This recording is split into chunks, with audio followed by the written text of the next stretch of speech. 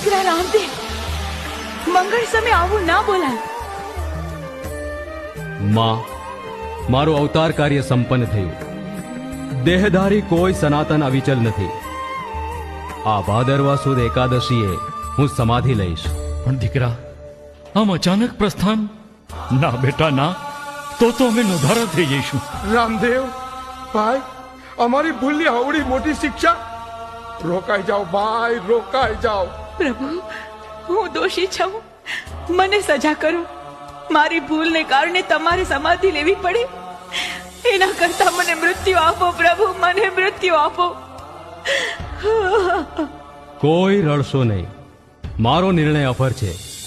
મેં મનુષ્ય દેહ ધર્યો છે, તેનો અંત નિશ્ચિત છે. હવે મને રોકી વિડંબણા ઊભી કરશો નહીં.